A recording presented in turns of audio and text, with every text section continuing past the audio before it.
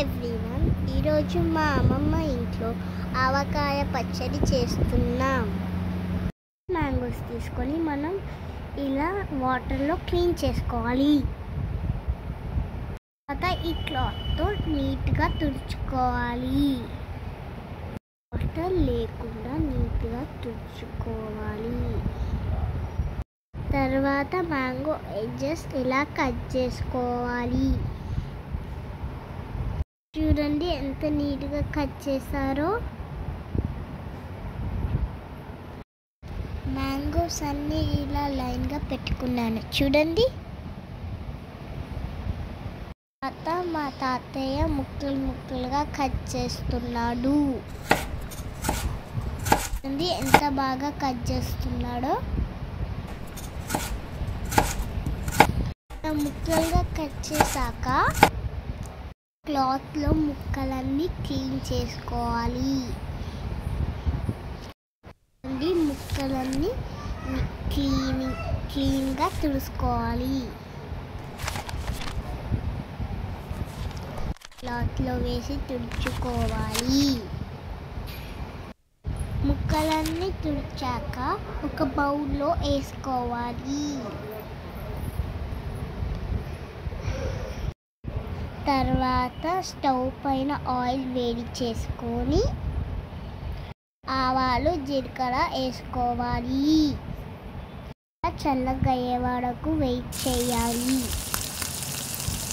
ముక్కలలో ఆవపిండి మెంతిపిండి కలపాలి. ఇక్కడ మా అమ్మమ్మ ఫస్ట్ మెంతిపిండి వేసింది. చూడండి ఇలా చుట్టూ మెంతి పిండి వేసుకోవాలి. కొంచెం వెల్లుల్లి పేస్ట్ కూడా వేసింది.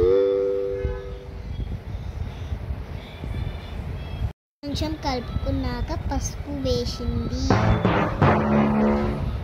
ఈవెన్గా కలుపుకోవాలి. తర్వాత తగినంత సాల్ట్ వేసుకోవాలి. కలుపుకొని ఆవపిండి కూడా వేసుకోవాలి. ఆవపిండి వేసేసింది మా అమ్మమ్మ. ఇప్పుడు ఇలా కలుపుకోవాలి.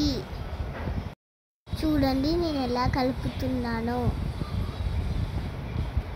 నా హ్యాండ్ కూడా పడింది పచ్చడిలో. ఒక్క ముక్క కూడా కలదట్లేదు నేను కలిపితే. ఇప్పుడు నూనెలో కారం వేసుకోవాలి. ఇప్పుడు కారం ఉండలు లేకుండా కలపాలి. కారం నాకు ఈజీగా కలపొచ్చు. చూడండి ఇలా తిప్పుతూ కలపాలి. కారం అంతా కలిపాక ముక్కల్లో వేసుకోవాలి. చూడండి మా అమ్మమ్మ ఒకేసారి కారం మొత్తం వేసేస్తుంది. చూడండి ఇలా ముక్కలన్నీ చక్కగా కలుపుకోవాలి. ముక్కలన్నీ బాగా కలుపుకోవాలి. ఇప్పుడు మా అమ్మమ్మ కలుపుతుంది చూడండి.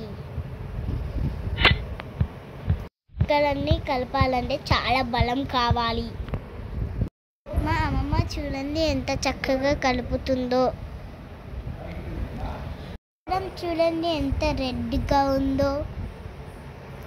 చేత్తో కలిపితే బాగా కలిపొస్తుంది. పచ్చడి చక్కగా కలుపుకోవాలి. కలుపుకున్నాక ఇలా జాడీలో వేసుకోవాలి. రోజు పచ్చడి నిల్వ ఉంటుంది.